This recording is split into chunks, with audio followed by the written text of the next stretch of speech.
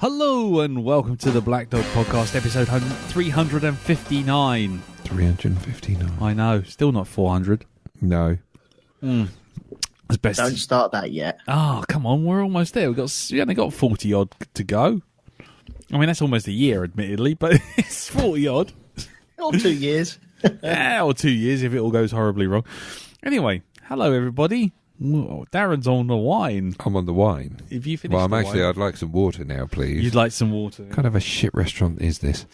It's the shittiest of shit restaurants. Give me. There I you want go. the finest wines, or at least one that costs 40 quid. Known to man, and I want it now. Yes. Anyway, hello Just had everybody. Welcome to the 359.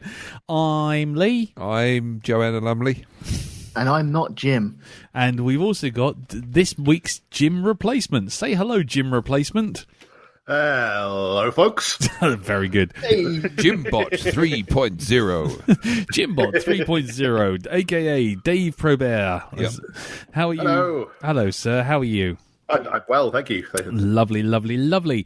So, yes, this week is our Patreon paid for it week. Woo, woo. And yes, we're all eating tonight. We'll have all the lights on.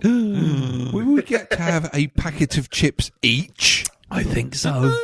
Yes. Somebody had told me to put another quid on the meter. Wow. Yeah, let's go crazy. Yeah, let's have the TV on for an extra 10 minutes today. I think we should have all the lights on so that we can see each other. It's amazing. You crazy mofo. Yes, I know. Living on the edge. So anyway, yes. So this week we will be doing the film chosen by Steve Murray, which is Tucker and Dale versus Evil. But before we do that, we will do our usual thing of finding out how everyone's week's been. And seeing as we have a guest in the shape of Dave, how was your week, sir? Not too bad. I've been attempting to tackle the garden, as I now live somewhere that has a garden. Right. Because initially when we moved in, it had been rescued from the fact that the previous tenants had been just sort of dumped everything in it on the way out. Found any dead bodies yet? Not quite yet, no. But by the time we got there was still like a mattress and this gigantic round swivelly seat thing on the front lawn. I've never seen anything like it. So we've rolled the seat around the back. We got shit on the mattress, but the grass is starting to overgrow. So it's gotten to the point where all right, I need to take care of this. Now I found a strimmer in the shed, Right. but it didn't have any the wire that actually does the cutting. Yes. But there was still have the spool in there. So I'm looking at this thing. So I ended up walking around sort of B&Q with this strimmer. A whole strimmer. Going up to somebody and going have you got something that fits this?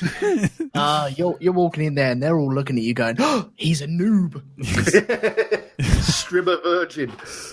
He hasn't just brought the spool. Look at him. Yeah. Point at him.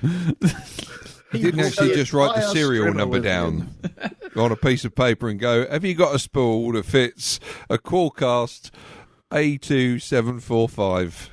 Yeah, motorboat. Yeah. Is that a dash N? Oh, sorry, yeah, it's a dash N.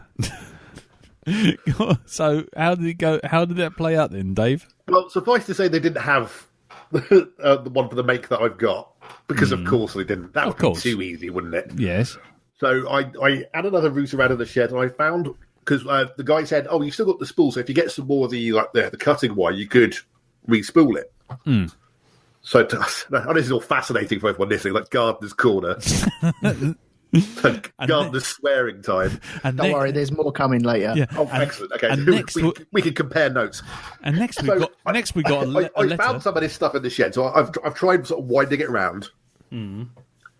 And so I get around to sort of try to cut with it, and it just keeps constantly breaking and not spooling out fresh stuff because, it's just crap. So I can basically turn it on for 5 seconds. We get 5 seconds of grass cutting and then it just stops. Right. So I lift it up, open the top up, spool a bit more out. Another 5 seconds, stops. So I must have done that for about half an hour. Yeah. And managed to mildly cut down about a 2 foot square space of grass on the lawn. You know what you need to do though, Dave? See, this is where you need to come to your Uncle Lee for advice and DIY.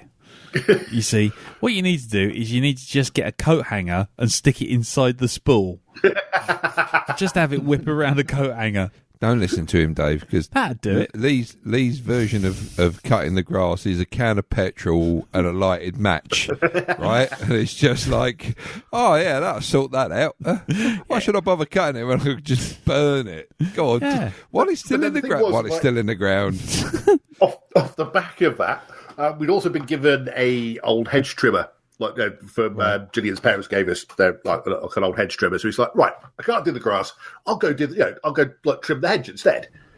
So I plugged this in, like the hedge trimmer, start having a go, and it's just I was like moving it up and down. Like, this isn't cutting anything.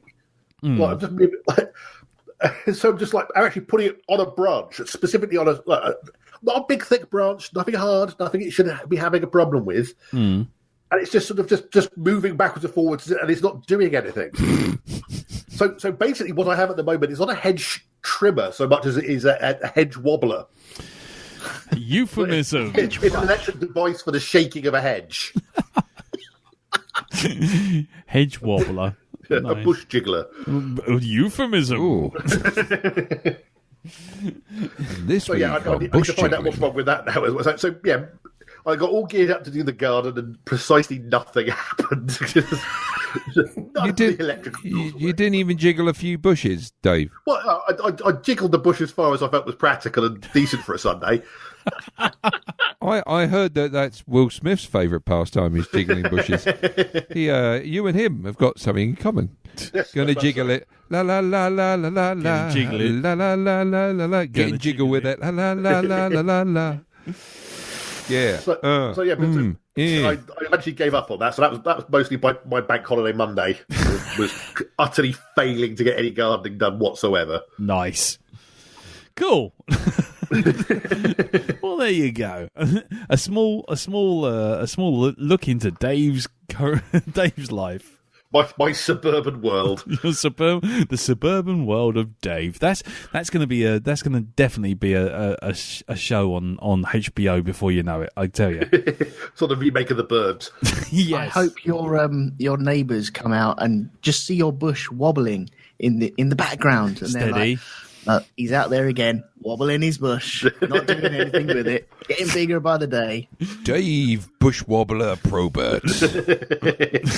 Now it sounds like a replacement for Steve Irwin. Does, doesn't he? I'm going to stick my thumb up this bush's ass. I'm going to climb right deep into this bush. Yeah. That's not a hedge trimmer. How deep I This can is a get. hedge trimmer. Yeah. Yeah. I'm going to get right deep in the privet. I'm going to go up to my ankles. It might get a bit prickly, but I don't mind. Yeah. Right, and on that slightly salacious note, let's move on to Elton. Elton, how's your week been, sir? Oh, yeah, it's been very good, actually. Enjoying the bank holiday weekend that we all had.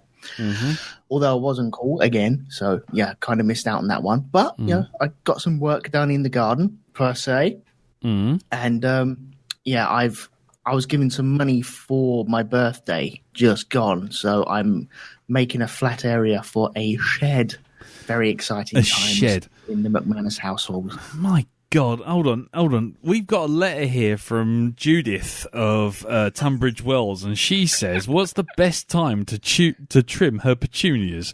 Gentlemen? You missed an opportunity. You could have said trim me. Yeah, I thought we'd done the bush. We'd hammered the bush. No, thing. we haven't hammered the bush. We should be hammering the bush. As well as jiggling it. Not at our age, mate. We should definitely not. Anyway. So at least certainly not for very long. Yeah, not long enough to make much of a dent in said greenery. Anyway, sorry, Although carry it on. has to bring up a sweat. And just getting up in the morning brings up a sweat.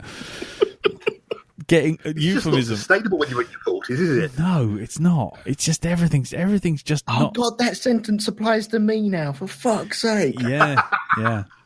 Don't worry, man. Everything that you thought was firm, including the ground, obviously, because we're talking about gardening, suddenly goes a bit loose. That's all I'm saying. You just need to pack it down a bit more and maybe put some decking over the top. Yeah, reinforce it. The bushes start looking a bit sparse in patches, don't they? Yeah, looking a bit dull You and put decking lifeless. around your bush. Wow, It's better off just paving the whole thing now. this Wooden underpants. this just turned into the carry on gardening Oh. pretty fucking rapid, didn't Do you it? know, if you listen really, really carefully, you can hear Jim saying euphemism, Yeah. all the way from the land of Oz. Yeah, I was going to say it's like Princess Bride, as you wish. Yeah. And of course, we Well, realised that every time Jim said euphemism, he actually meant "I love you." No, he actually meant dirty bastards. Anyway, carry on, Elton. So you're putting up a shed. Well, I'm hopefully getting one very, very soon. So making an area for that. So are you going for a wooden shed or a corrugated metal shed? Right, or... okay, right. We're breaking out shed trivia. Okay, Right, excellent. Oh my god! Oh, don't tell me you weren't thinking about it. I'm going for a metal shed this time round. Nice. Right, There we go. is that Good, it? good maintenance. It'll last for years and years, and yeah, should be good. And if a hurricane turns up, then I can always hibernate in there. No, right, lovely. Sorry, I'm just giving this the Gardener's World theme. No, we need that for the next bit because I aged maybe 70 years this week because I went out and bought a bird feeder as well, Oh, for fuck's sake! and now realise that's not going to fly because them fuckers keep eating all that shit, and I can't afford to keep them in food. That's not going to last too long.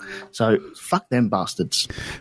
So only you can buy a bird feeder and go, oh, God, another bloody mouth to feed. Yeah, but a bird feeder and then complain that you're not made of money. I mean, for God's sakes, just throw some bread crusts. You bought bread, right? Yeah. I didn't realise that they'd go through it so quickly. It's like when we have a Tesco shop and then the fridge is probably full up for maybe half hour, and then the kids find it, and then poof, it's gone.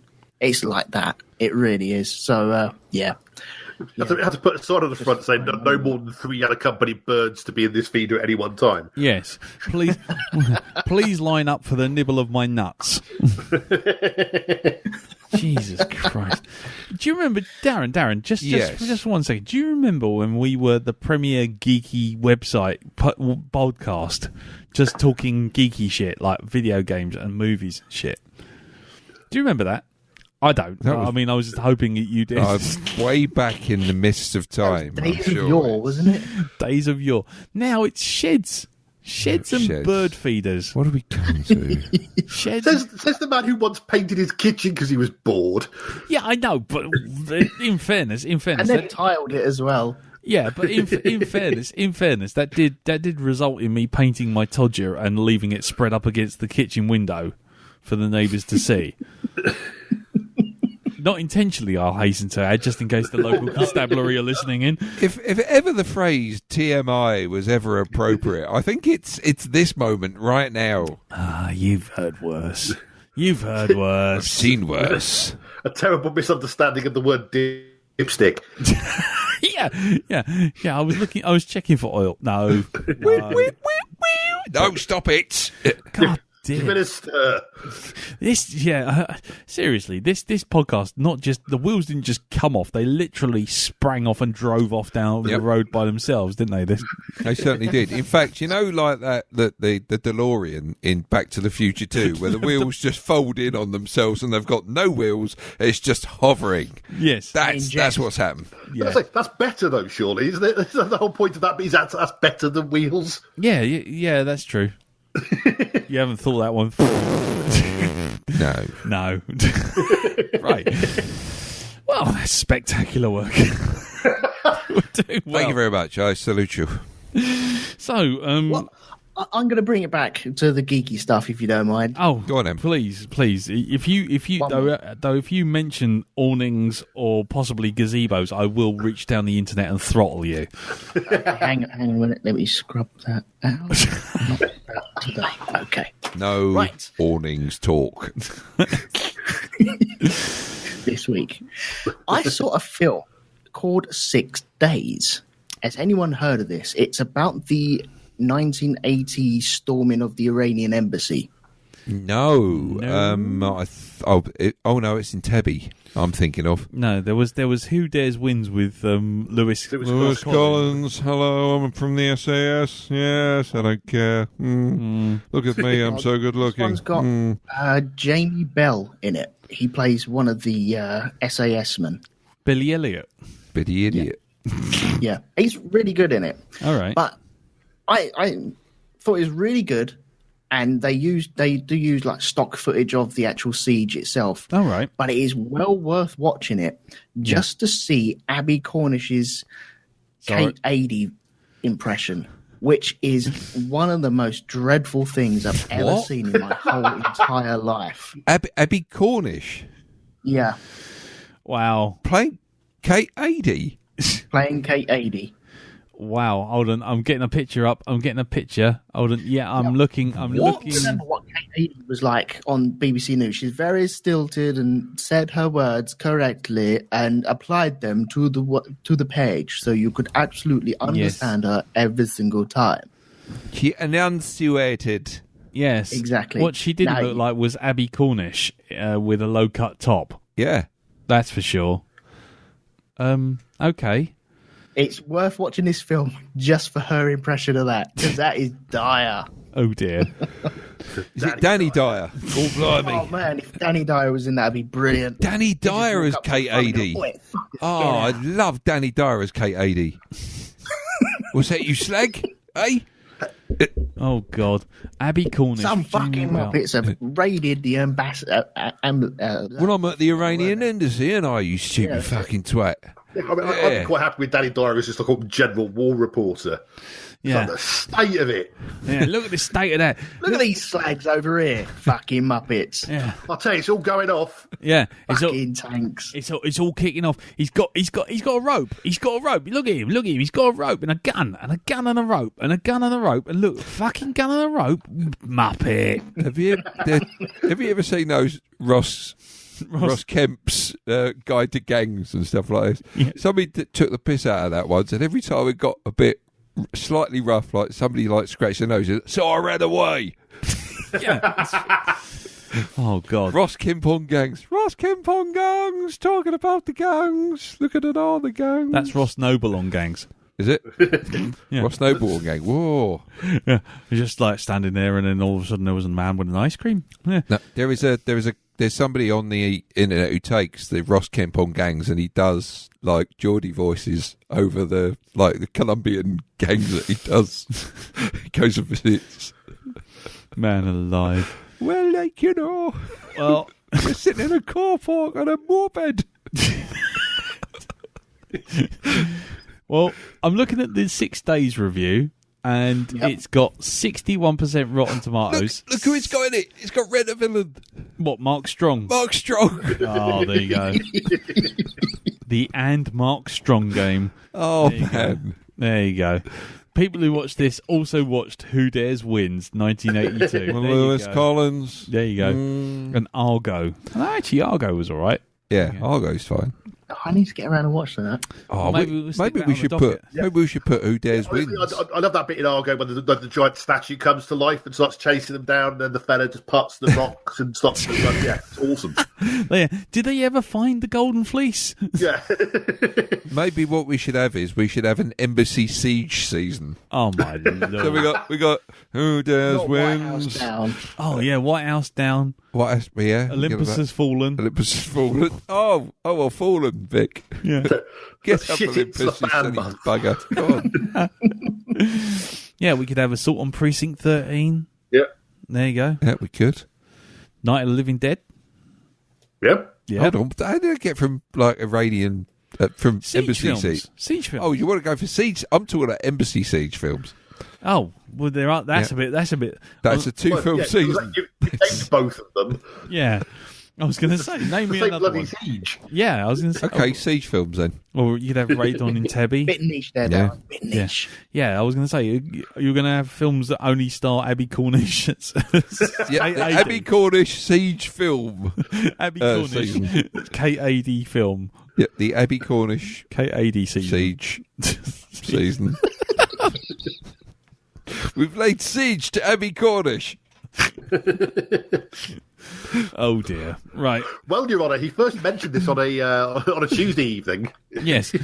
Yeah. Just before the FBI kicked our door in. Bring forth the trebuchet. Yeah. Who said a peer-in was a secure platform for communications? Right. Okay. Anything else, sir? So No, that's it. I'll move away from the garden and from Kate Adie. Well, I think that's always wise.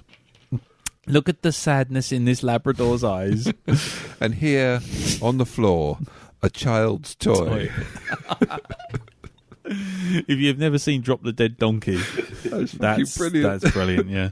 Anyway, right. Okay, then. Well, now you're drinking. How about you, sir? How was your week? How was my week? Yeah, pass us that drink, by the way. My week's been pretty good. I did go to MCM Comic Con. Oh, for a second there, I thought you were going to say home base. Yeah, I went to home base. Yeah, I dropped the base. It's all about the base. Fucking square that circle. No IKEA. It's all about the base. Home base. No IKEA. Just carry on String with that your out a bit more. No, carry on Okay. with your MCM. Yeah. So MCM Comic Con. And Yeah, it was actually pretty good. right, Went there with Mr. Placides and Colin Jacob. how was Posathon 2018? Good. It was good. Yes. Many pictures were taken. Joan Alexander was there as well with her brother Graham. All right, So yes, it was good. Posathon 2018. It was Mega Posathon 2018. What did you go as this time? Just the usual stuff. I just bunged the body armor on, went as Deathstroke again. But I'm thinking of now considering going to lighter cosplays in the future. After sweating your bollocks off. After sweating my bollocks off. Yes. Right. It was a little bit on the sweaty side. I bet it was. Yes, it was. Because it wasn't cool this weekend, was it? No, it wasn't. It was a little bit warm. It was one of them sort of things where you go outside and it's like, fuck me, it's the same temperature outside as it is on the inside.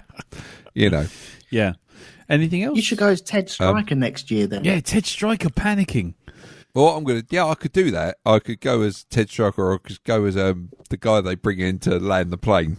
What's his fucking name? The pilot they bring in. Oh, Rex Kramer. Rex Kramer, and then I could go through beating up people as I run through the auditorium, knocking them over and stuff like that. Rex Kramer. Watch out, Harry Two sets Krishna's. of glasses on as well. yeah, that's Yep. it. Yeah, two sets of I glasses. could do that. And Yeah. a picture behind you. Yeah. Oh, that's Lloyd Bridges, isn't it? As, Oh, is it? Oh, okay. Yeah. There were a couple of. I didn't get many photographs, but the couple that I did get is one of this bloke who came as R2D2, and he'd spent all of something like 10 quid on his costume, right? Oh, he was brilliant. He had a white mixing bowl on his head with Right. the little eye drawn on it. Yeah. And then what he's done is he's got the body, the actual round body of R2D2. Yeah. He's got one of those clothes baskets that you can buy from Tesco's. What you just take the strip off it and it expands. Yes. He's got one of those, and he was in it, and he made some cardboard wheel things. And I went, "Excuse me, mate, can I take? That's one of the best costumes here. Can I take a picture of that?" And he got down on his knees, so he was the size of R2D2. It's a different world out there, isn't it? It's a different world. I don't understand this world anymore. And I've also got a picture of some bloke dressed as, is it Peter from Deadpool 2? Oh, yeah. That was bound to happen, though. Yeah, but he had the blue shirt on, the parachute on the back and stuff like that. Yeah. Reminds me of when I went to Star Wars Celebration in about 2006, and there was a guy amongst all these people in sort of stormtrooper armor and stuff, and there was a bloke just wearing a really big cardboard box with Boba Fett written on it in felt tip. Oh, see, I love stuff like that. I love people who've got a bit of a sense of humour about it. That's brilliant. What was it? I went to, was it Mr. Spry, Rob Spry's birthday once, Yeah. dressed as a sand trooper from Star Wars. You did. Yep. And then this bloke turned up at his party, which was a Star Wars themed party. Yes, it was. As a stormtrooper, but his costume was made out of cardboard boxes. Yeah. I loved it. It did. It was great. You were sitting there with like 300 quid's worth of Stormtrooper costume on, and this guy had paid like about £2.50 in cornflakes. What was it? Mine was a 70 quid rental. Yeah, but it was a proper costume, though. Fuck me, though. That chafed. Yeah, I could tell. That was like, I had to have a team of 3 or 4 people guiding me across the road up a staircase because I couldn't see what the fuck was going on at all. The only thing I remember about that evening that I really enjoyed was because I dressed up as the Emperor. Yes, you did. And the place we went to, the Griffin in Bristol, is a heavy metal pub. Yes. And as everyone walked in, this Star Wars themed thing, people were just watching this all go in. But then as I walked in, the amount of heavy metalers who bent over and went, my lord, as I went through a heavy metal pub dressed as the Emperor.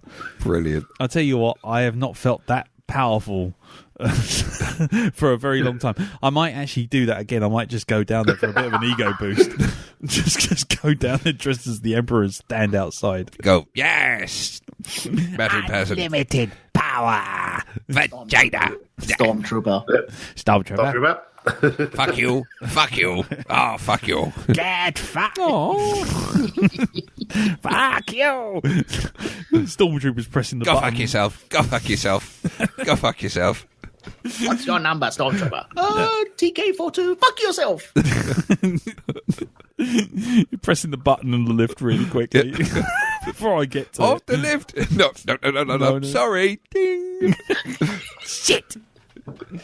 You must smell like boiled feet in bacon. Oh God. I need to see that again there. Oh yeah. The Robot Chicken Star Wars stuff was just genius. Yeah. That took a couple of times to get into it. But it has clicked now, and it's like, yeah, man, that's really good. Yeah. What the hell's a aluminum falcon? Anyway. Hang on, I've got Darth Vader on line 2. Yeah. Anakin! Done again. He's crying. Oh, my God, he's crying. Still Seth MacFarlane's best work. Yeah, I was going to say that, actually. Yeah, it's probably the best thing he's ever done, actually. Anyway, yes. So, Carrie O'Dell, anything else? Or And this Sunday went to Wales. went to Wales. Yeah, I went to visit some of Ree's family, so we drove down there, stayed overnight, and came back. But she showed me this outlet mall place, right? Just in South Wales, just outside where we were going. And I made the mistake of walking into the Cadbury store. Right. I bought a 3-kilogram bag of chocolate for about $3.99. How's that diabetes coming Oh along? my fucking word! I'll tell you. Darren, Yep. we love you. Thank you. We all care about you. Yes, you do. We brought you here because we all think you've got a problem. And I Chocolate. think you really need to have a look at yourself. I do on a regular basis, Dave. Yeah, he can't not now, not after eating 3 kilos of chocolate. Exactly. What's my feet look like, Lee? Are they still there? Do I still have them? I don't know. I can't see them. You're like a little chubby baby. I am, aren't I? So, As are we all. As are we all, yeah. so yes. Massive bag of chocolate. They're called, it Cadbury's Misshapes? Oh man, the misshapes. Yeah, and you get a shopping bag full of these fuckers. Yep. They are gorgeous, and every once in a while, because basically they're chocolates that have been done slightly incorrectly. Their recipe's been mixed up with something else, and you've got like fudge. Well, what's supposed to be a fudge bar turns out to be like a toffee crisp type thing, Or you get something that's supposed to be a strawberry cream, and it turns out to be just full of chocolate. Right, it's just a solid chocolate thing. Yeah. Or every once in a while, you'll get something that's actually got the strawberry cream in it. So Woo. it's like finding the orange one in a bag of Revels. Nice. It's just yes. Nice. So yes, pleasant little trip. Nice. Good work. Got out the I don't house. want to worry you, Darren, but we got a Cadbury store near me, and it's like Fuck in one off. of these outlet stores. Fuck off! Really?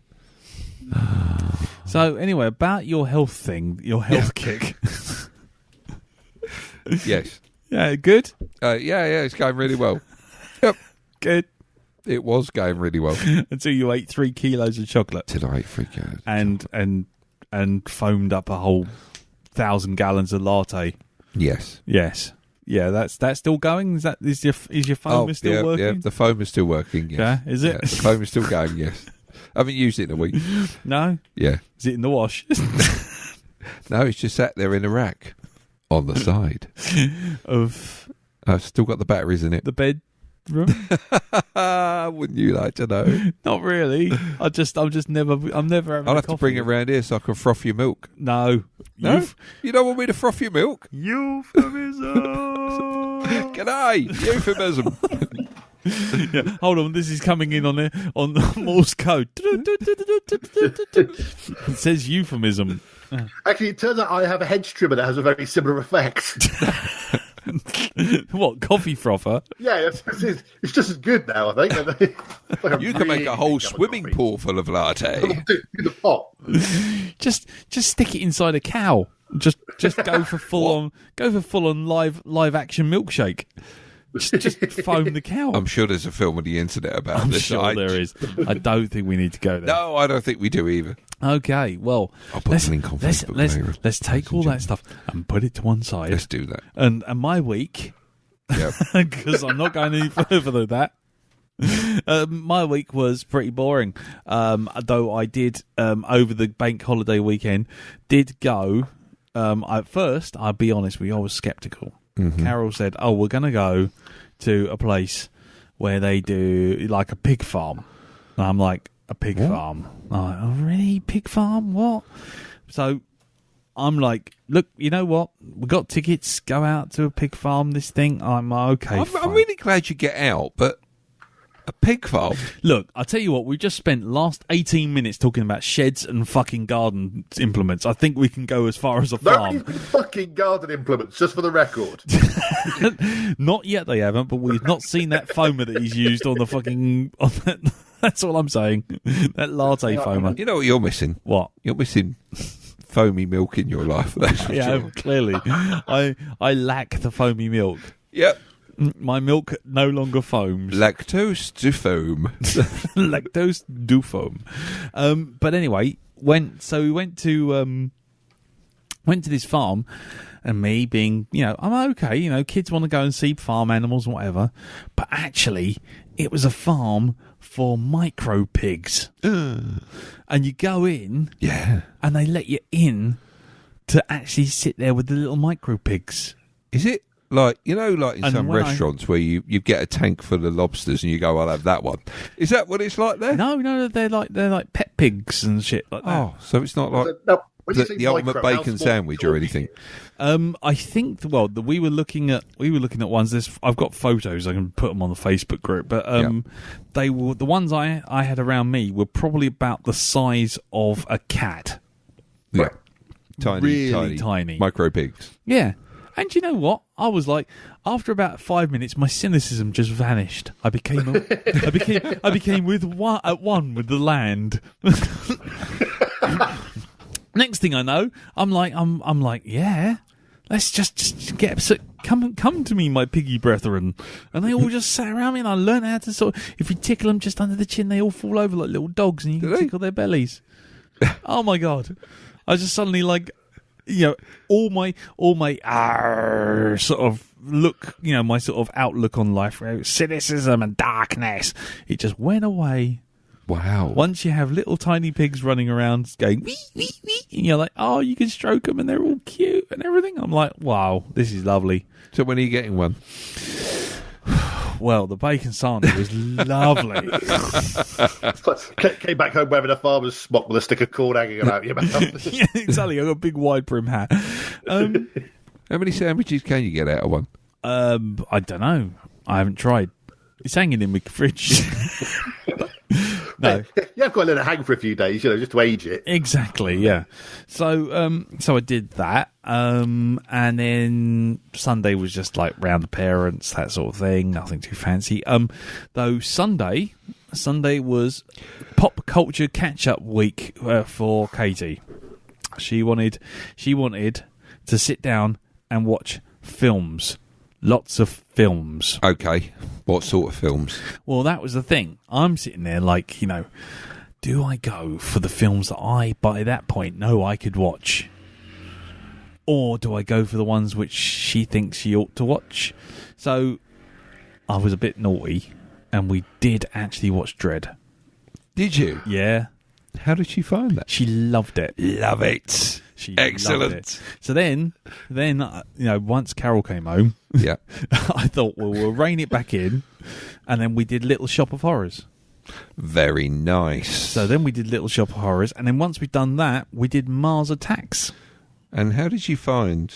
Well, in it was general? going all right until Mars Attacks. Mars Attacks was just a bit too weird and wacky. Right. Plus, she occasionally watches The Voice, so suddenly seeing Tom Jones 40 years younger singing It's Not Unusual while having an owl on his arm and singing to a deer was a little bit beyond the pale for her. She was just like, what the fuck is this?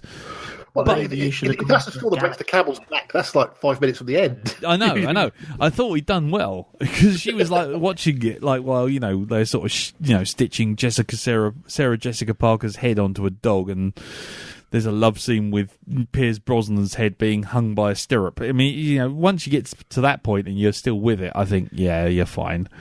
So yeah, we had proper pop culture evening, well, day. So that was pretty much Monday in a nutshell, really. Plus barbecue, but it's one of those things. Plus, it seems to be that we're having some kind of apocalyptic weather to the degree where it's like I actually feel like any second now I'm going to look out the window and find Chris Hemsworth sort of standing there with a big fucking great axe in my garden. I don't know what was going on there, but yeah, that's about it. Really. I saw the photos. Oh yeah. That nearly wiped out the memory of my phone. That did. Because you have to take, you put it on burst. Yeah. For those of you who want to take photos of lightning on your iPhone, just point in the direction of where the lightning usually is. Just hold your finger on the photo button, and it just goes, and it takes hundreds and hundreds and hundreds of photos.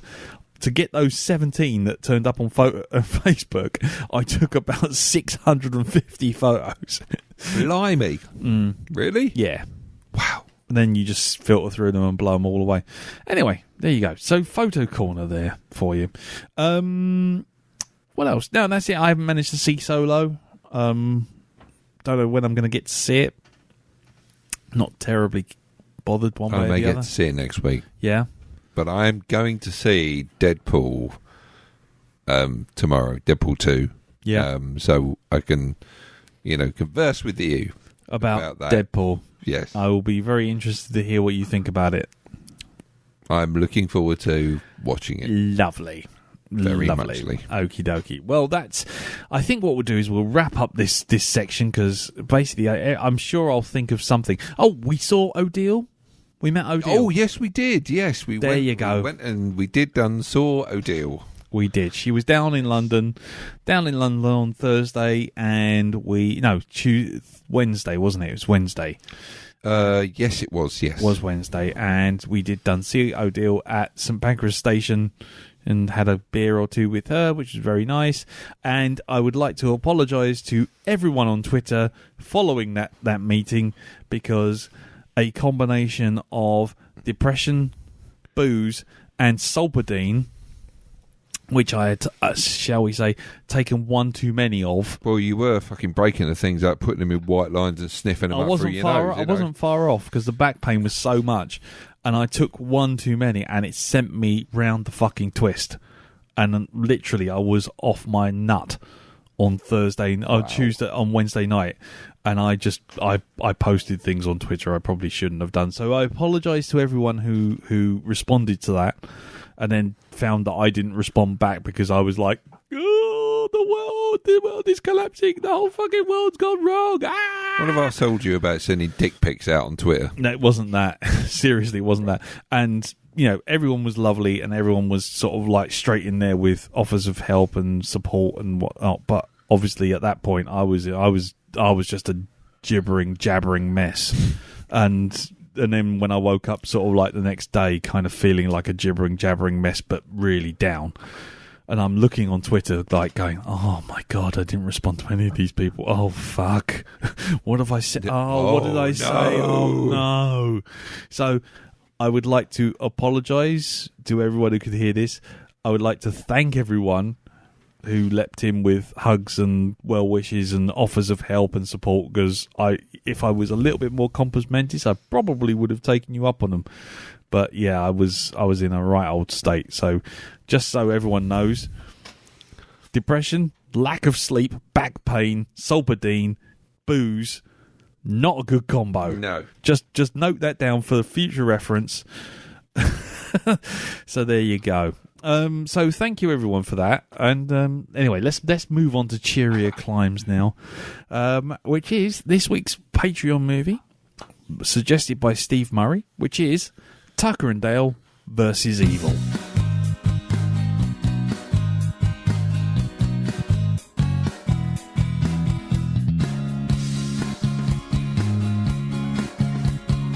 There's a favorite film from my childhood. Loved it so much I watched it night and day. I never got tired of seeing the movie, but that was years ago. Well, I still feel the same. Blu-ray keeps on turning. Will my passion keep on burning? Rosie, Rosie, rose-tinted spectacles. Should have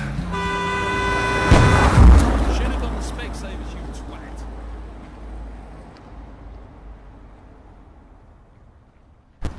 Right, okay, so Tucker and Dale versus Evil. Well, it's a 2010 horror comedy directed by Eli Craig, written by Craig and Morgan Jurgensen, starring Adam Tudyk, Tyler Labine, Katrina Bowden, Jesse Moss, and Shalane Simmons. Tudyk and Labine play a pair of well-meaning hillbillies who are mistaken for killers by a group of clueless college students. The film premiered at 2010 Sundance Film Festival and received a limited release in the United States. It had a budget of $5 million, and how much do you think it made, Dave? I'm going to say 15 million. Okay, Elton? 12 million. Darren? I say 10. It made $4.7 million. Oh, so I won. Yay! Yeah, it didn't actually make its money back. The film was shelved for about 3 years after it was made, and because, well, basically no one quite knows why. It was just really slow to market. The critical response, that's literally it. The production began, they filmed it, and then they didn't. That's the end of it. Even the IMDb stuff is really quite limited. I mean, some of the trivia here is the film was shelved for 3 years before it was finally released. Alan Tudyk came up with the idea to pour beer on his face to trick Tucker's bee stings. Yeah, the opening scenes of The Road was shot during a thunderstorm, and the rough cut of the film was leaked to reveal various moments when lines were dubbed and post-production effects were used. That's it. And one nitpick which says the opening shot labelled Appalachian Mountain, West Virginia. However, the trees are taiga-type conifers, and here in West Virginia, the trees are mostly temperate heartwoods. There you go. Do fuck off. So we're back to gardening again. I was going to say, considering all the gardening stuff we did earlier in the show, I imagine that's kind of appropriate. Right, so yeah, the only other thing is critical response. It reports Rotten Tomatoes reports an 83% out of 102 surveyed critics. With a positive review. The average rating of 6.9 out of 10. Critical consensus says, like the best horror comedies, Tucker and Dale versus Evil mines its central crazy joke for some incredible scares, laughs, and, believe it or not, heart. Todd Gilchrist of Shock Till You Drop wrote, Eli Craig's feature debut celebrates genre conventions while turning the traditional view of horror movie heroes and villains upside down. While Roger Ebert also gave the film a positive review, stating, students of Little Movie Glossary may find it funny how carefully Tucker and Dale works its way through upending cliches. And AV Club called it surprisingly clever, but too slick and cute. While Variety wrote it offered a good-natured, confidently executed splatstick comedy whose frequent hilarity suffers only from peaking too early. It has a number of accolades from various independent film awards, including the Fangoria Chainsaw Awards. Whatever that is. So, there is a rumoured sequel in the works that keeps being on and off again. It was originally announced in 2014, but keeps getting put off due to Alan Tudyk's additional jobs. Though I will say, including one in a film that's out right now, which I can't mention. So we'll just have to leave it there. Okay. Yes. So anyway, right. So it's fair to say that this film is probably the dictionary definition of cult movie. Now I know that Darren and Elton haven't seen this before, so I'm going to go round and do those two first. I'll start with Elton and see how it goes, and then we'll go to Darren and then Dave and then me. So, Elton. Okay. What did you think of the film? I knew I'd be first again. I knew. Of course you would.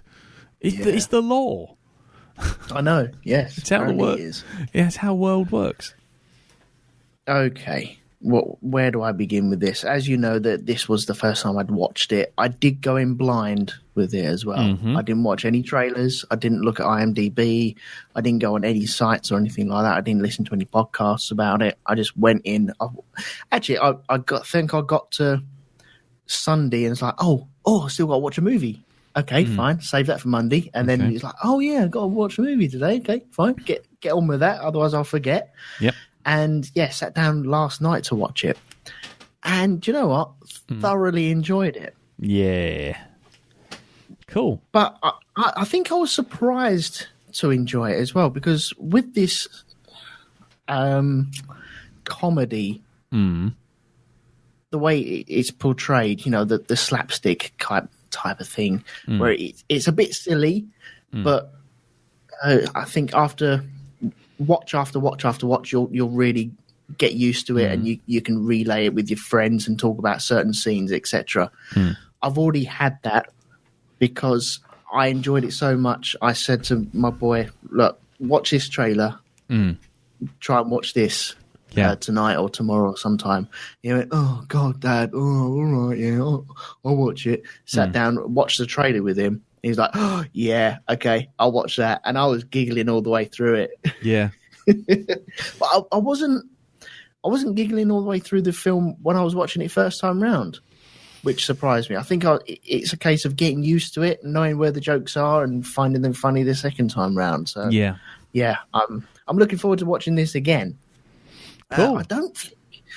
I like the twists of the hillbillies and the jocks, etc., where that's all twisted all the way around. I think that was quite smartly done, and quite slick as well in its execution. The way that they do that as well, and most of the characters that die, you don't really get to know them, so there's no real loss or impact.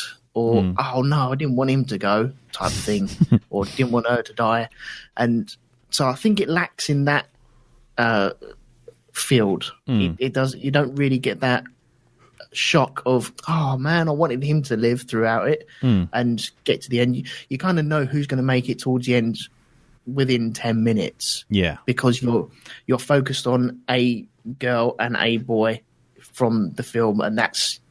Yeah, okay, they're going to be at the end straight away. So it's not as clever as what I was hoping it would be. I suppose, getting halfway through it and you think it might do something a bit mysterious. Like Cabin in the Woods, where that's kind of it's on the same sort of path as this. But Cabin in the Woods thinks it's a little bit cleverer than what it actually is. And other people that really rave about that think it's a bit cleverer than this, where really it's kind of on the same kind of path. I don't really rate Cabin in the Woods. Oh, don't start that again. We'll have letters. We'll have letters. It's still our most I don't downloaded care. I don't episode care. ever. Bring him on. Don't care. You're welcome to your opinion, but You're I wrong. don't agree with it. But I think it's all right. I don't think it's great, and I think this kind of fills that void that I have where Cabin in the Woods came along and didn't really stick out for me. Right. So Cool. yeah, man, this was fun. It's not too over the top as well. You know, some of the kills are pretty silly, but man, that dude just going headfirst into the chipper, man. That was Yeah. okay. I nearly snorted at that. And then thinking about it, and then watching it on the because they show it on the trailer as well. And I'm so glad I went in blind, Yeah. not knowing anything about this. But yeah, that was fucking hilarious. Thinking back about that. That's absolutely the showpiece kill of the film. Yeah. Yeah. Yeah. But it's not overly done once it's complete. You know, you still have the body to deal with. They don't really beat you over the head with the joke, but they manipulate the joke as well as they could without going too far with that joke. I think that's one of the joys about this. You know, Alan Tudyk is so good throughout the whole thing. He could really ramp it up, but he doesn't. Yeah. He could really ramp it into real silly hillbilly, but it doesn't quite hit that peak. And so you're always enjoying the performance of everyone in the film. Yeah. Excellent. Cool. So overall, big old thumbs up from you. Yeah, definite thumbs up from me. Yeah, I will be watching this again, definitely, and I'm looking forward to flashing back with you guys because I think it is one of them things when you start thinking about it, then you're talking about it. Oh yeah, man, I love them type of movies. Excellent. Excellent. Well, get ready then because let's move on to Mr. B and see what he thought of it. This is your first time watching it as well, isn't it? Yes, it is. Cool. Yeah. And what did you think of Tucker and Dale? I really enjoyed it. Yeah. Yeah, I liked the whole premise of this, where it puts it on the other side, and it's so nice to see all the typical sort of tropes from horror movies being broken down and actually like tipped on the head. Yeah. So, like at the beginning when the kids are all in the car, and then you got Tucker and Dale in the truck, Going and past. you got is it Dale which one was one with the beard? Dale. He's sitting in the car and he's just like gormlessly looking at them as they drive by. You know, I mean, how many other films have we seen where that's the sort of starting of trouble? Everything from Deliverance to Southern Comfort onwards. Exactly. Yeah. You know? Yeah. That you realise they've got a bit of, you know, they're not like that at all. They're No. just there trying to build a fucking holiday home. You know, it's all they're interested in doing is building a holiday home and making it all nice and everything, so they've got somewhere to go during the summer. Yeah. You know, what I thought was going to happen, because it's got, you know, Tucker and Dale versus Evil in the title. What I thought we were going to find out is, and it was the chief jock, right, Yeah. in the group, his violent tendencies in that. I thought we were going to find out that he was actually a demon, Oh, right. right? And Yeah. he just brought these kids in and he was going to use them as a sacrifice, and that Tucker and Dale were going to fuck the plans up for Yeah. this. You know, that's Yeah. where I thought it was going to go. And it kind of surprised me that it didn't, you know, Yeah. so that was a bit of a rug pull, you know. I felt really sorry for the pair of them. Just because of the shit they had to go through, especially Tucker, you know, the fact that he gets tortured and loses 2 fingers as well, and stuff like that. Is there something wrong with my new finger? No, it's fine. It's fine. You sure? It's fine. Anyway, carry on. Sorry. So brilliant, really good stuff. And the whole thing of like the kids. It's like, you know, you could see where the accident is. Like, oh no, I can see where this is going. It's like, you know, when Tucker's got the fucking chainsaw and he's going through the log, and there's a fucking hornet's nest in the log, and he's like running away, trying to bat away the fucking Hornets with Yeah. a chainsaw. Yeah, exactly. And there's a kid running along and so like impales himself. And then again with the wood chipper, the guy diving over and like landing in the wood chipper. Or the bloke with the strimmer, Yeah, which was actually a lot more effective than Dave's strimmer, to be honest. exactly. Absolutely. I wish I had that strimmer. I'd get so much more done. Or there's that bit where it looks like that, you know, the girl's digging her own grave. Oh God, yeah. That bit, you know, I like that. This whole thing is just one big fucking misunderstanding. You know, or lots of little misunderstandings come together and whatever. Yeah. So, Darren, yes, did you keep getting Tucker and Dale mixed up though? yes, I had to. I had to think about which one was which. I didn't really care, to tell you the truth. I was just enjoying the way they played off on one another. You know. But they refer to each other by name every like 30 seconds. Yeah, it's just I'm too distracted by what's going on. I'm not listening to what's going on at all. Like the sort of like that they call each other Tucker and Dale. It's a bit like Ant and Dec. You know, it's just like which one's which. I don't know. Well, you now know thanks to Threshers and the driving license problem. Anyway. Yeah. So yeah, I thoroughly enjoyed the film. This is one of Ree's favourite films. She was really excited to watch this as well. You know, That's good. so we both had a good time sitting there watching this one, and I didn't feel bored through any of it at all. It was just a nice. It rambled along at a nice pace. But the one thing I was really disappointed about is Dale not punching Chief Jock in the face or something, just to do, you know, just to get that out there, because you can see he was angry. Yeah. And it would have been nice just to see him just bang, just do that once. Yeah. But he never got the chance. But then that's kind of nice though. Otherwise, because it undermines them as nice guys, doesn't it? It kind of makes them. I don't know so much, because he had good reason to give the guy a smack in the mouth, especially after what he'd done to Tucker. Yeah. You know, it's like... And he's trying to kill them as well. You know, he's kidnapped his mate, tortured his mate. So, yeah. And then, Just a little pop on the nose or something like that would have been... but they do get to sit down for a nice cup of tea. Well, they do, yeah. Yeah. Sorry, Dave. Sorry. He does end up stabbing him in the leg with those foot spikes. Yeah, that's true. Oh, there is that, yeah. Yeah, very. Yeah, he does do that. Cool. So overall, thumbs up then. Oh, definitely, yeah. Definitely gets the thumbs up. Excellent. Well, then over to you then, Dave. What did you think of it?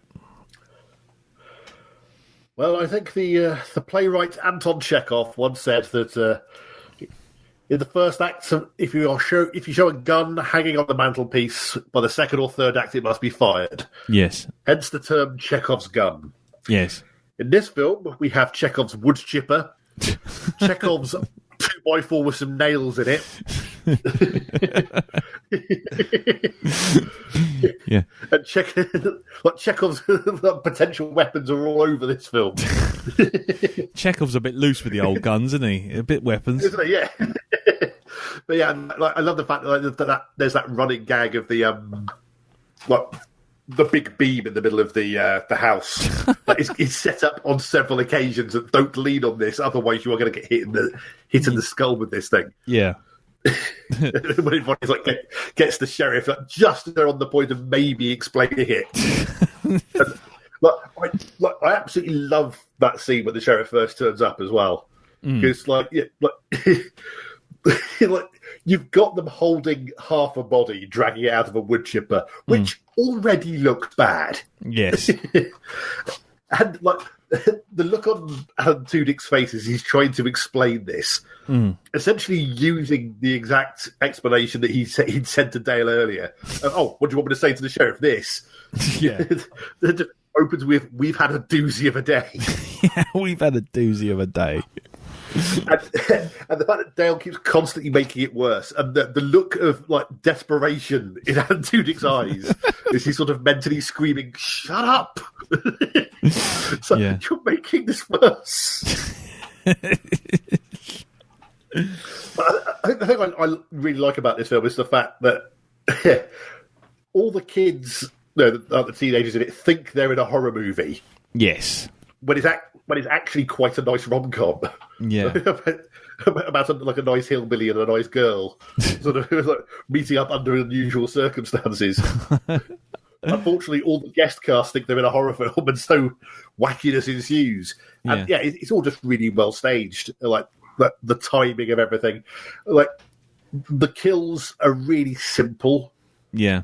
in terms of how they're pulled off. Like, there's nothing too contrived. Like we're not in like Final Destination territory of sort of ridiculously kind of like set up deaths. And Yeah. it's all like these are all things that could conceivably happen, that could conceivably go wrong if you were trying to do this sort of thing in the woods. Yeah. It should really work as a health and safety instruction video. Yeah.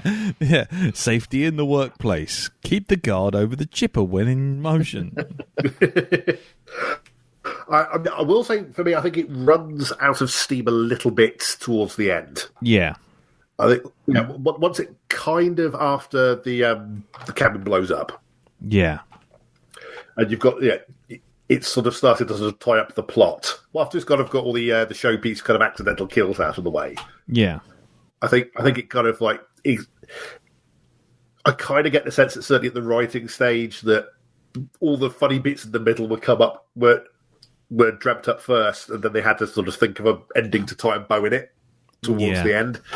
Just had to think of a way to finish it. Like it's okay, it's not bad. The ending is fine. It just feels like it's kind of like, I think like that review you mentioned said that it sort of peaks just a little bit too soon. Yeah. That's But right. it's a very economical film. Like it's only like an hour and 24 minutes. So it gets in and gets out pretty quickly. Yeah. And kind of like it hits most of its gags. But I think it's just right towards the end it starts to flounder a little bit. Yeah. But overall, absolutely love it. Like the good bits are so good that I don't mind. The bad. Like the ending. Yeah. Okay. Cool. I mean, I pretty much double down on that. I think the only thing that really puts my back up about this film, and it's something that does, it's more generally about the way films do it, is films which try to give away the fucking ending in the first 2 minutes of the film. Oh yeah. Carlito's Way. Any film where they turn around and they show you the end of the film and then go, how did I get here? Or something, how did this happen?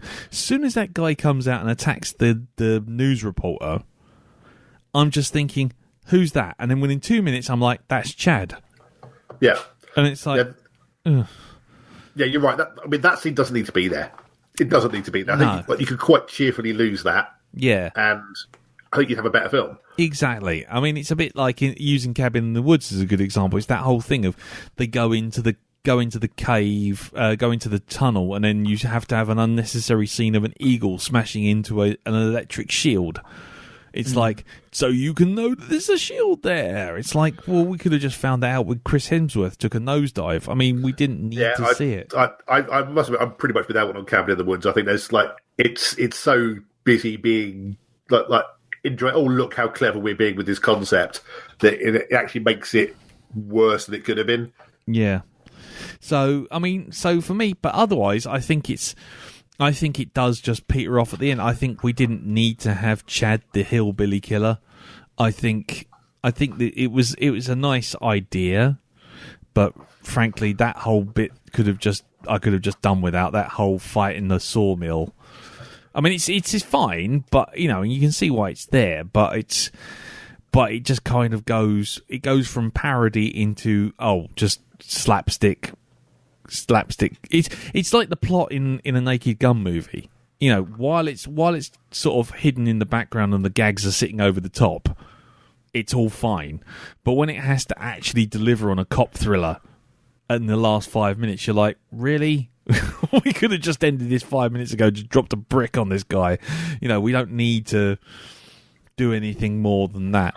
But it's Well, I think the problem with that is you've spent most of that film around that cabin and their holiday home, and so it would have been nice to have the final thing as, if you're going to have that sort of thing, maybe have a garage next door to that, so you're still in the same sort of settings, you're still familiar with what's going on, because this is so far removed on what you spent the last hour with. That it feels a bit disjointed.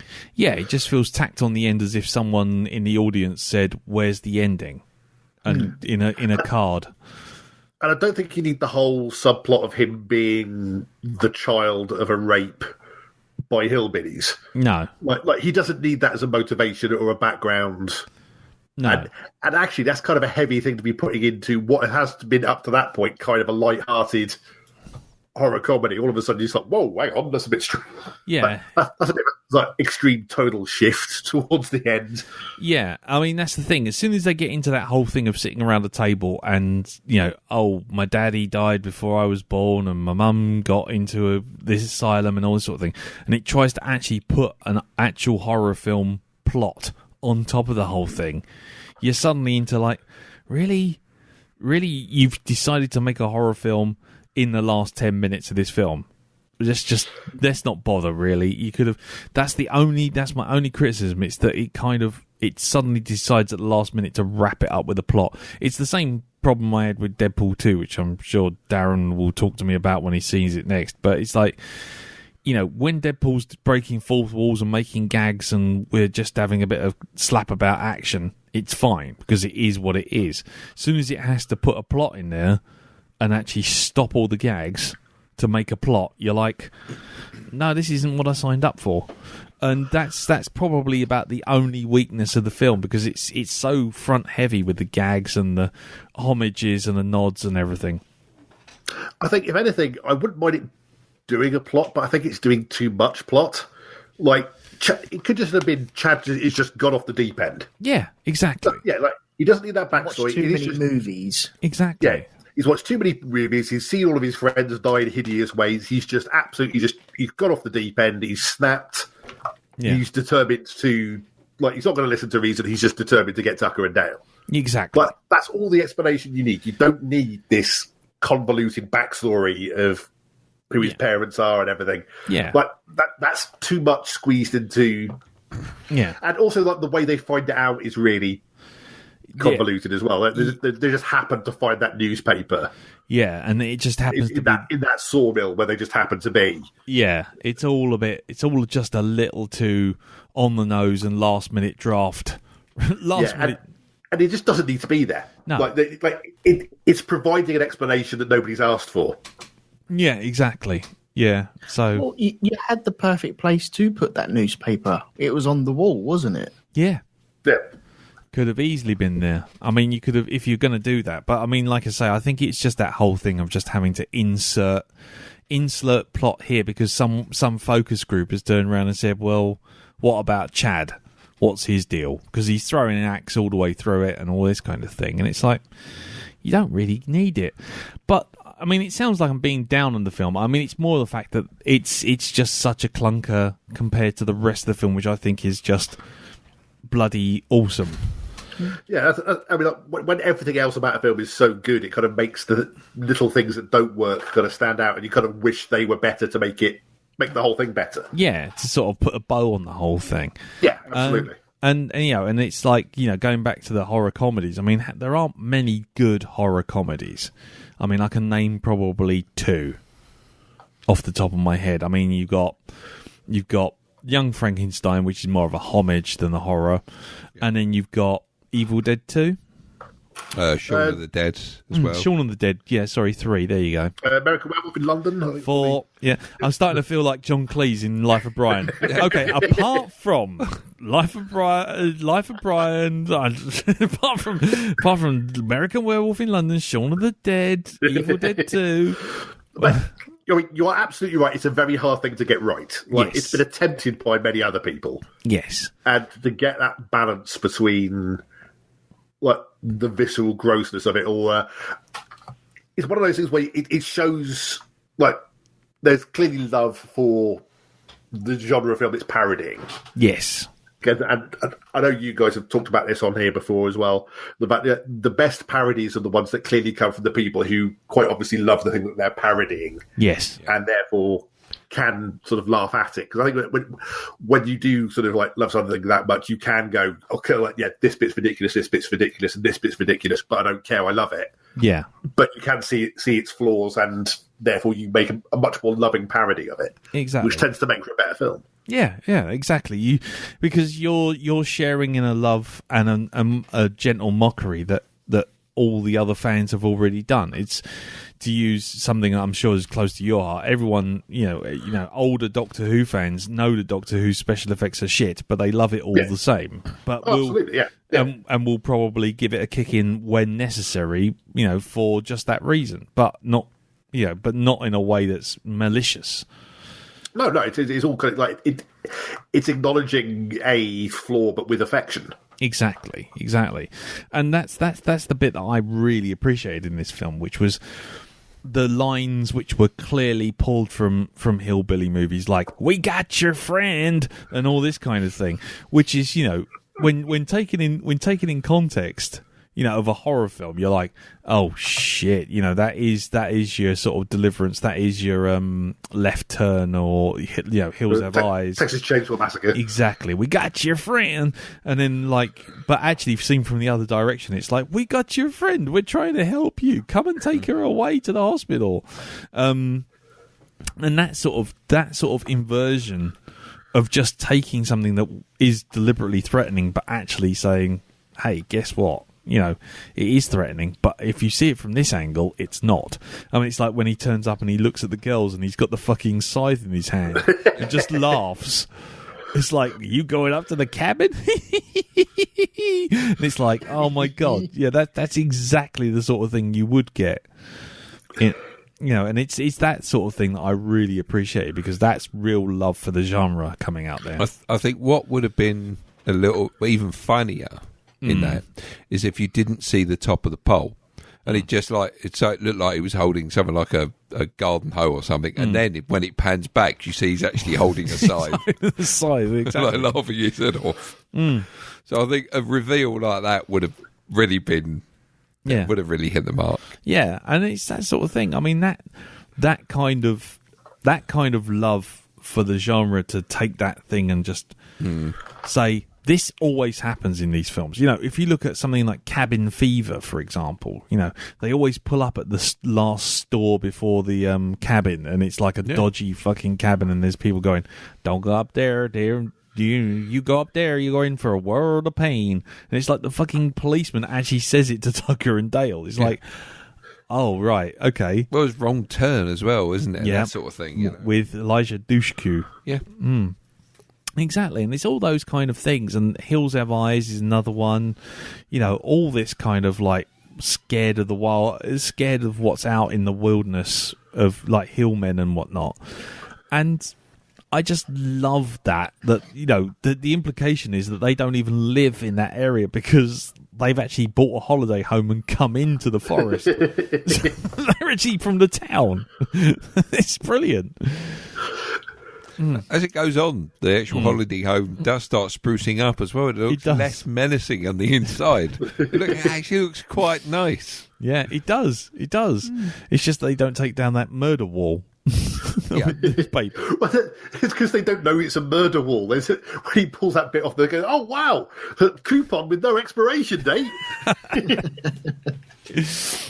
But I also like Tucker's sort of like putting up with all this shit, because he knows that Dale's got a chance with the girl, with is it Angela? I'm trying to remember her name. Oh God. Yeah, anyway, is it Angela? No, Alison. Alison, that's it. So Ali, 'cause he called her Ali. Yeah, Ali, that's right. And Tucker putting up with that is the bit when he comes in. And they're all sitting down, and she goes, "Oh, maybe we should sit down, have a chat, maybe make some tea." And then all of a sudden, you got Tucker in the background pouring beer over his hand, going, "Yeah, maybe I'll bring the finger sandwiches." It's lovely. I love it because he's clearly pissed, but he's clearly not going to do anything to stuff his mate up. And it's like That's where I thought it took a bit of a strange turn. Because you don't normally, you don't normally have the victims getting strung up like that, do you?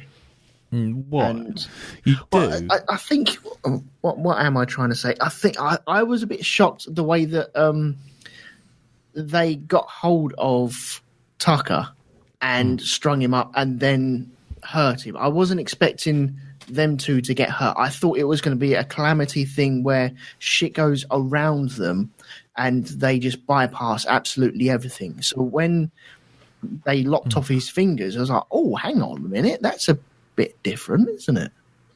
Yeah, I think it's probably the moment where the film kind of takes that kind of turn in the third act, really. Yeah, but that's also referring to a film called The Burning, which isn't on IMDb, but it is where basically the hillbillies had axes and scissors, and it was basically picking people off using that and lopping limbs off and whatnot. And again, it's that sort of thing. It's that whole nod to the genre. So I mean, I didn't mind that so much. I think where I really minded it was once the building blew up. Once the building blew up and you thought, well, Chad's dead, and they sort of like see him sort of going, "Rah!" kind of thing, and him running after them, sort of Terminator style, and they drive away. I thought that's the end of the film. They get away, and he's now the hillbilly in the woods. Yeah. He's the mad burnt that'd up. been a good one. He's the mad burnt up hillbilly in the woods, and that's where it ends. But the fact is, it's that bit after they have the crash. And then from that point on, it's like, oh, right, now we're into serious, rescue kind of thing. And that's where it kind of takes a left turn for me. But Yeah. there you are. I mean, I thought it was a great film. I thought it was really good fun. And I have a lot of time for it, flaws and all. But yeah, it's a shame that there aren't more films like it, if you know what I mean, taking that risk of just inverting the tropes. It amused me that it's had a bit of a crossover with Twice as Bright, Half as Long. Oh yeah, insofar as the woman who plays Chloe, yes, who's the woman who's smoking all the time. Yeah. She also plays a character in Wonderfalls, which is the show we're covering at the moment. Right. She plays like a guest character in like 2 episodes. So she's like, oh, right, okay. Well, I've just seen her in something from sort of like a lot of from about 5 years before that. It's like, wait a minute. Cool. Yeah. Okay. Well, it's just a happy coincidence. Yeah. Excellent. Cool. Well, I think overall, thumbs well and truly up for this film. Definitely. Okie dokie. Well, with the Patreons, when people paid for a film to see, for us to watch and evaluate, we obviously give them the centre stage for the feedback. And so, without any further ado, let's move on to the fifth opinion on the block, which is the opinion of Steve Murray, the man who suggested it in the first place. And let's see what he has to say. So, Steve writes, "Hey guys, normally I hate hill folk horror movies, partly because most of them are shockingly bad, and partly because there's something about being lost in the back roads of America, being hunted by a group of incest-riddled rednecks who want to rape, skin, and eat me, and not necessarily in that order. I do, however, love Tucker and Dale vs. Evil. I love it. It's such a nice play on the tropes of grisly horror genre, and that's such a great twist that turns the movie on its head. Thanks in no small part to 2 charming leads in Alan Tudyk and Tyler Labine, who play off each other so well and are so sharply realised script. The idea of a group of teens terrorising a group of rednecks is so simple but so brilliant. And while it's been talk of a sequel, nothing has. This is one of those films which should stand on its own. No doubt a straight to DVD will come out eventually with a new cast, but this should only be Tucker and Dale. I hope Darren and Elton enjoyed it, and hopefully I'm 2 for 2 when it comes to movie suggestions. As always, thank you guys for watching my choice. It's been a doozy of a day.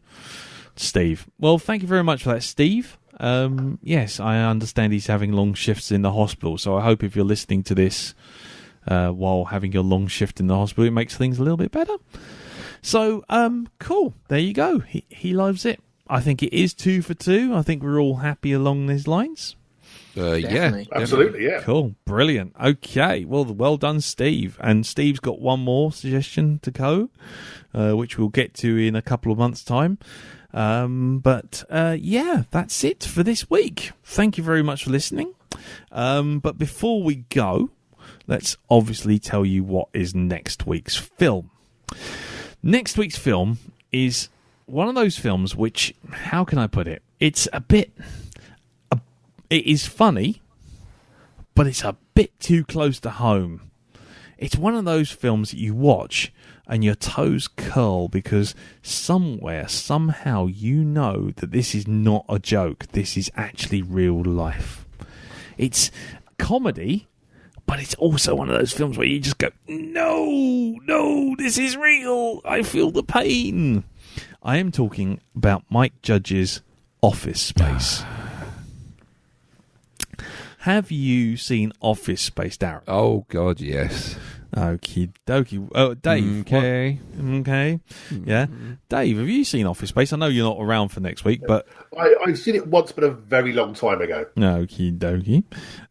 And Elton, have you seen Office Space? No. Okie dokie. Well, then may I suggest that you take the Tucker and Dale route and keep very clear on this one. Because it's a film that spawned 1,000 memes, let's put it that way. And I've seen this film a couple of times, and yeah, it is one of those films which literally makes my toes curl from recognition of arseholes in the office. That's all I'm going to say. So, yes, so next week we will be doing Office Space. So, until that time, let's just catch up on everyone's output. So, a little bit of pluggage before we go. Dave, do you want to tell us about your work? But yeah, I should plug away. As already mentioned, I do Twice as Bright, Half as Long, which is the show for short-lived TV shows. Mm-hmm. We're just coming to the end of Wonderfalls, which is a Brian Fuller show. Yep. From about 2002, I think it is, roughly that sort of time. Mm-hmm. And yeah, we're going to be doing like a new show after that, which if you want to find out what we'll be doing after that, you'll have to listen into the episode. Oh, well, there you go. But yes, yeah. And I also have a new show, mm-hmm. which is my first kind of free of a network, independent on my own show. Yes. That is The Happy Place, which is where I invite a guest to come on the show and bring with them a list of 5 things that make them happy. And we talk about why they're so great. Indeed. And I have attended. You have, yes. I still need to edit that one, but yes. Yeah, I'm not surprised you need to edit it. I mean, not heavily, but just to make sure it's all just come out all right. Yeah, make sure it doesn't go over 6.5 hours. That's brilliant. Yeah. So, this is the weird thing is the fact, because both the guests I've had on, you and Liz, are both worried that you rambled on too much. It's like, no, that is literally the point of the show. I want you to ramble about things that make you happy. Nice. That's why I've invited you. Because we knew you could ramble. Brilliant. But you're allowed to do this. Okay. That's why you're here. Cool. Well, that's good. That in which case, I'd like to reapply, and we're going to bring another 5 things. Call it and another thing. So, okay, brilliant. And where can we find The Happy Place? The Happy Place is at thehappyplace.libsyn.com. Brilliant. Or any podcatcher of your choice. Yes. Okie dokie. And what about you, Elton? Well, you can always find all my stuff that I do over at rogue2media.com. But I would highly recommend people listening to this right now to spare 5 minutes and pop along to iTunes or your podcatcher of your choice and give the Black Dog Podcast and Hypnagoria and The Happy Place and all these other ones that you listen to a review over there. So, just help them up an imaginary ladder that nobody else can see, but will help their viewing status for other people to find them. Oh, how very kind of you. Well, Absolutely. Lovely. there Thank you go. Lovely, lovely, lovely. Well, I will speak on behalf of Jim and say that there is a new Hypnagoria out this week, even though he is 10,000 miles away fighting man-sized spiders. There is actually, it's a reading of Up Under the Roof by Manly Wade Wellman. So that's up on hypnagoria.libsyn.com and on iTunes. And that's about it. You can find us on Twitter. I'm at Cartoon Biddy. Darren? I'm at Sticklepunk Okay. Elton? on Twitter. Elton McManus. Dave? Dave J. Probert. There you go. So, we're all up there. We're all talking various bits of rubbish. So you can join us on there. And obviously come and join us on the Facebook group, which is facebook.com/groups/The Black Dog Podcast. And if you feel so inclined to chuck us a buck, go to Patreon, patreon.com/Black Dog Podcast, where you get a newscast once a month. You also get a poster with choice quotes. This one, next one is a choice quote, all right. Put on a film poster which would not end up in the lobby somehow. And yes, so head on over to Patreon, and there's obviously Patreon for Rogue 2 Media and for Hypnagoria as well. So do head on over there. Right, I think that's it. That's parish notices all sorted out. Everyone's done. And just to remind everyone, next week, Office Space. So, until then, thank you very much for listening. Thank you, Dave, for joining us. Thank you very much for asking. Being our temporary Jim. And, yes, it'll be an interesting film next week. I think Jim's back next week. So, he may be jet-lagged, so he may be sounding like he's talking backwards or something, but we'll see how he goes. But until then, thank you all for listening. Thank you for your constant support on Patreon, on reviews and everywhere else, and we'll see you next time. Till then, take care. Tatty bye. Bye. Bye-bye.